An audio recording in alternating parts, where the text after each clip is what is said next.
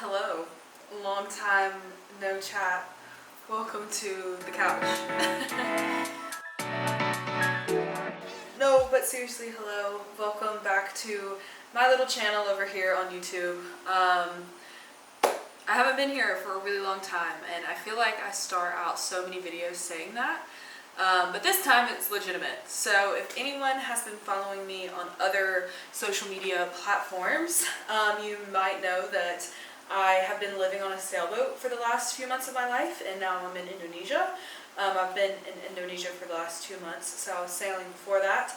And my entire plan while I was on my little sailing adventure was to document all of it, obviously. I was sailing throughout the South Pacific. I started the journey in Vanuatu, and then I went to the Solomon Islands, Papua New Guinea, and then ended the trip in Indonesia. But unfortunately, on the second week of my trip, my camera was submerged in salt water.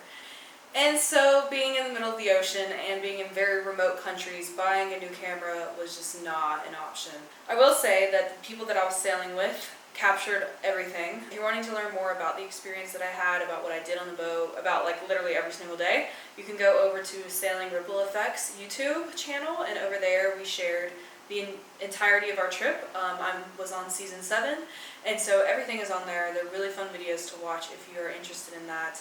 And hopefully that maybe at some point I can make a new video with all the clips that I gathered from them to talk about my journey and my perspective and all of that sort of stuff. But now we're in Indonesia, and I am in this beautiful room, and I want to tell you why I'm here, why I got here, and how you can also do all these things that I'm doing right now. This is the first time I've worked with a brand where they have given me free accommodation, all of that, free wellness packages, free everything, in return for me to create content for them. And it's just surreal because this is a very luxury resort, and the fact that I'm staying here for free doing this for them is blowing my mind, and the fact that they took a chance on me to let this happen is also blowing my mind.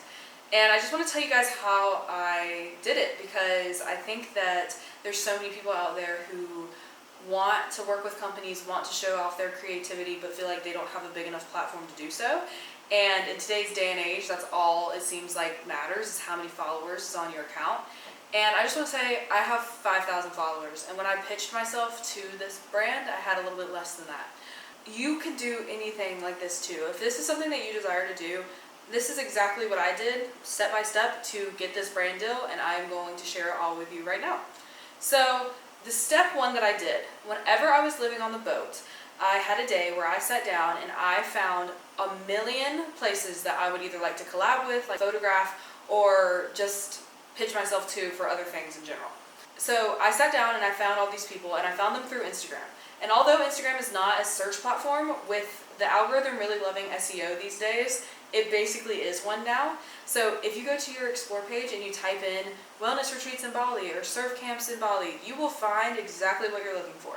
So that's what I did for hours. I just typed in things that I was interested in, things that I would like to promote, things that aligned with me and my niche. And I followed a few that I really enjoyed. So here's the disclaimer. I would never work for a company just because I like the idea of them.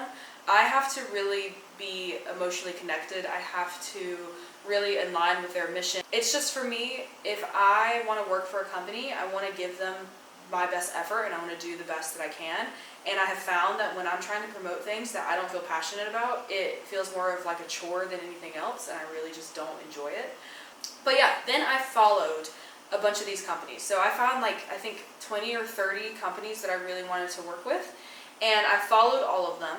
And I kind of let it just simmer for the next 2 weeks. Like, I would really engage with them, I would like their posts, I would share their posts, I would send them DMs. And I did that for 2 weeks so we could build this like bond and this trust. Because something that I did a long, long time ago, whenever I was first trying to start out in this game of social media, was I DM'd a bathing suit company and asked to do a collaboration. I just wanted a gifted collaboration. I think I literally just wanted one of the bikinis.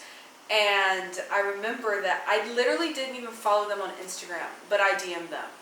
And looking back on it, it's so silly now, and being like a business owner who has had influencers come to me and ask if they can work with me, but they don't even follow me. It's the same thing, but I remember the CEO of that company, it was a small business, came to me and was like, your pitch is great, we like your content, but you don't follow us. So why should we, have someone that doesn't even know us promote us?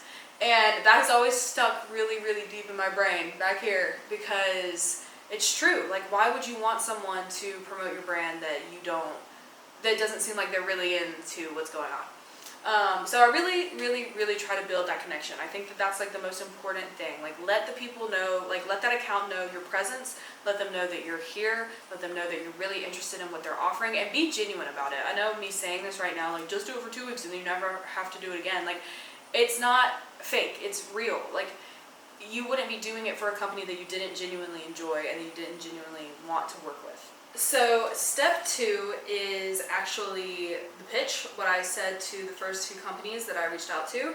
So I've heard many different things, like what's right and what's wrong. And for me, there's no right or wrong to do any of this. It's trial and error. It's what works best for you. It's what flows right for you. For me, when it comes to pitching brands, I like to take the email approach. I know a lot of people say these days you don't need to take an email approach, you can just go directly to Instagram DMs, and I do agree with that as well. I kind of do both. If I can find the email address of a marketing person, a PR person, a social media person, I instantly send them an email with my pitch. I just pitch what I'm doing, say who I am, whatever, and then I will go to the Instagram account and DM them saying, hey, I am a content creator looking for a new campaign, blah, blah, blah, blah. I just sent you an email. I would love if you would check it out. And usually from that response, they tell me, oh yes, we received it, we'll check it, we'll get back to you. Or they're gonna be like, oh, can you make sure the email was sent to this email address? So they help you. But if I cannot find a proper email address, because you never wanna use the like hello at blah blah blah.com or info at blah blah blah, like you really wanna find a nice email address, I will then DM first, and I will just simply ask, hey, are you guys looking for a potential collaboration, or do you have any new campaigns coming up, or whatever? If so, is there an email address that works best for me to pitch to? And usually 99% of the time they send me an email address and then I send them the pitch, or they're like, no, we're not interested right now, or all our collaborations are full. The only thing I would not suggest doing is sending an entire pitch, like a super long paragraph pitch, over Instagram DM. It's like sending a long paragraph over text, like everyone kind of just skims through it unless they're like really, really interested. So if you don't want to do the email route and you would rather go the DM route first, make sure your DM is like precise, to the point, and make sure you're asking for an email address so you can send a longer email to those people. Because in your email pitch, you need to tell them that you have documents that you can send to prove or to show the past work that you've done. So for example, I have 4 different things that I like to send brands. This might seem redundant. So the first thing is I have a personal website. I recently just made one while I was living on the boat. And I think it's been one of the best things that I have done because it really showcases who I am. There's so many different things on there. It really proves to brands that like I know what's up, and the fact that you have a website that is your name really makes you stand out, I think, and really makes you look like you're legit. The next thing I send is my creative portfolio. So I have 2 portfolios, my creative portfolio and then kind of like my normal portfolio.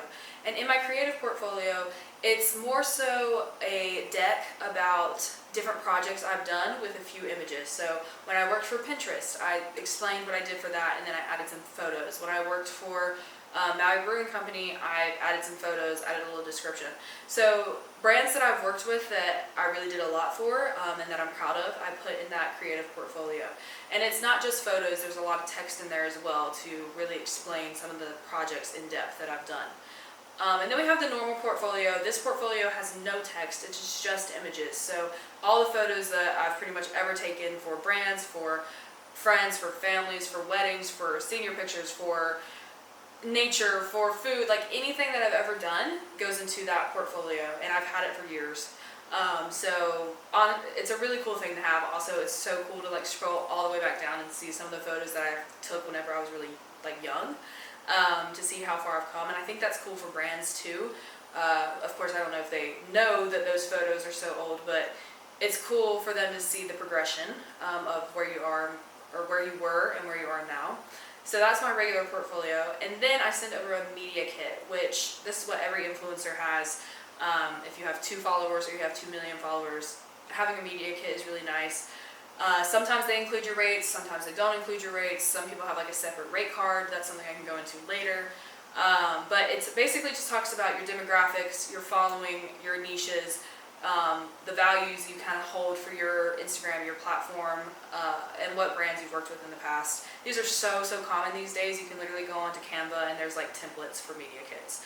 But those are the 4 things that I send brands. If they ask for anything else, I do that as well. I've had brands ask me to do like a little assignment to see if I would like make the type of content that they were looking for. Another thing that I do not do is I do not send any of these except the website, because it's just a link, on the first email pitch that I send. Simply because I've had issues in the past where I send documents on an email and then they get lost and they go to spam and then the person never sees it. So what I like to do is the last sentence, I'm like, I have a creative portfolio and a media kit that I can send over to you if upon request. And usually they're like, will you please send that over to us? And then they know to look for it in their inbox, and if they don't see it, they're like, whoa, where is it? So that's the next step, is preparing those documents, having that made. If you're more interested in what that looks like, how I made each thing, I will make a video about it. But that's kind of what that looks like. Also, I update those regularly. Like at the start of each year, I always try to go in and update it. My creative portfolio and my normal portfolio change all the time, just with new projects that are coming on. I also have multiple for different people that I'm pitching. If I'm pitching a wellness retreat or like a hotel, then it looks a little bit different than if I'm pitching a restaurant or a clothing brand. I try to make things fit different aesthetics and niches. So step 3 is the actual pitch itself, like what I say, what I do. There's so many like email templates you can buy from influencers and social media people everywhere. And those are helpful if you have nowhere to start. But for me, what I've learned over the years of doing this and like trying to pitch and whatever, it's very good to keep it short, to keep it to the point, and to keep it authentic and real to who you are. And now my pitch changes all the time. It changes to who I'm talking to. Like I said, whenever I'm communicating with brands over Instagram and I get to know them, if we develop a relationship that's kind of playful and more joyous, then like that's the type of energy I portray on an email. If we still have like a more mature, just like strategic relationship, then that's the kind of tone of voice I use on the email. So just depends. Make sure you know who you're talking to. I think that helps land brand deals any single time. But for the pitch itself, I will read you what I said to get to this one right now. For this place that I'm currently at right now, I actually didn't find an email address and I had to DM. And I DM'd them a longer email I DM'd them a longer message than I typically would, but it was because I felt like it was okay for this sort of relationship that we had. So basically, the parts of my DM just introduce myself. It tells them what I was doing, which at the time I was sailing, and I was doing a lot of things with empowerment, female empowerment, meditation, yoga, a lot of things that this company represents as well. And then I was saying that I was heading to Indonesia in November, and I was looking for a place to fill my own cup since I had been filling others for so long. And I also always have a compliment in there about the company's brand themselves. You want them to know that you're super interested in what they're doing. So I said, I've been enthralled by your company for months now. It's truly inspiring to see what you're doing to create a welcoming, peaceful space where everyone can thrive. So as soon as I sent that, I got a response back, and they sent me a email. And actually, the funniest part is that the email they sent me is a very basic, like hello@blablabla.com email. But they asked me to include my portfolio, media kit, all of that sort of stuff. And so after I did that, I ended up talking to them for a long time and getting the deal, which is why I'm here right now. So it really just depends on so many different factors. Like what I just said right now is a prime example of how none of this, there's not a right or a wrong way. Like I initially didn't send an email to the hello@blablabla.com because that's typically just for like general services. And so I sent them a DM instead, and then when I sent them the DM, they wanted me to email that one email address. So never try, never know. The worst thing that can happen in any of these scenarios is that you get a no. And when you get a no, that means you're one step closer to getting a yes eventually. You just have to keep trying. You have to just stay diligent. You have to stay dedicated. And if you really want it, you will get it. Yes, you will 100% fail. Yes, you will 1000% get a million no's. You want to know how many no's it took for me to get this one yes? A lot. You can't let it get you down. Like, I feel like I went months without pitching to anyone because I was like, I'm just gonna let them come to me. Like, if a brand really wants to work with me, they're gonna like see my talent and they're just gonna come to me. The actuality of that happening is so slim because the market is so saturated, and when you are a company, you have so many people wanting to work with you. Just know that you really have to stand out and you have to stay consistent and you have to make them see you and want you, because they're not going to come to you.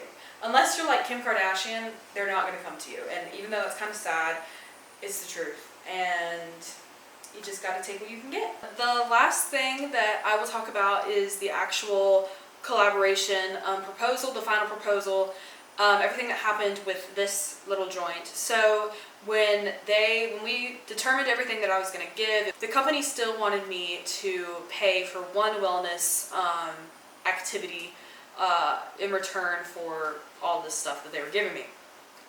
I, on the other hand, felt like if I upped the ante on how many photos they could get from me, I would be able to get it for free. So we negotiated, and that is exactly what happened. So basically, for me as a photographer, this is so controversial, I think, but I guess in this world of photography, but I simply don't mind how many photos you get from me. I love editing. I love taking photos. And if our limit is 25, but I have 100 photos, like, what else am I going to do with those other photos? Like, just have them. Use them for your own benefit.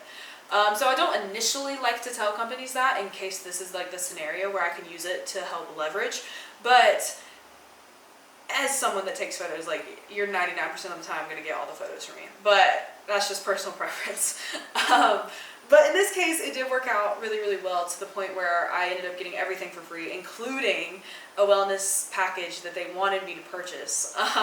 So make sure that you negotiate a little bit. If a company is really locked in on you, if you want to just ask them something, I don't think that they're going to fully pull out because you asked them a question or you tried to negotiate. Even if the negotiation, they say no and you still feel like it's a good enough deal to where it's worth your time, then go for it. If you don't, then pull out. The last few things I want to say is that doing this is, you're more than capable and more than able. I feel like people say this all the time on social media. You just have to keep trying. There's a lot to be said about consistency. I think there's a lot more to be said about authenticity, and when you pair the two together, then you have like a formula for success always. Put things into perspective. I have had a camera since I was like 15 years old. I'm now 22. I have been practicing with a camera since that age. I have been trying things. I like had multiple blogs. I've made multiple websites for myself. Like, I really, really, really have tried. And even today, like, sometimes I sit here and I'm like, I've done nothing to get this, but I have. Like, it has taken years to get to where I am, and I'm not even close to like where I want to be. But I know that the fruits of my labor that I started way back in high school are now slowly starting to pay off. And good things truly do take time. Develop your craft. Get really good at what you're doing. And you will develop a style that no one else has. Like, my photography style is different than anyone else. Even though there's a million photographers out there, there's not me as a photographer, you know? No one can be who I am. Just know that there's enough room at the table for you and for who you are and for your creativity. That is all for this little video. I am filming a vlog of my time here as we speak, and I cannot wait to share it with you guys. I think it's going to be really cool for you to see the behind the scenes of what being a creator looks like at a place like this. And I'll be sharing a lot of pictures on my Instagram, so go follow me on there. And I will see you guys hopefully in the next week or two with a new video. I'm trying to get in the groove of when I want to post and how often I can post. But yeah, I have a lot of fun things coming up in life and a lot more adventuring coming up as well. So I will see you guys around, and I hope you have a fantastic rest of your day. Peace out.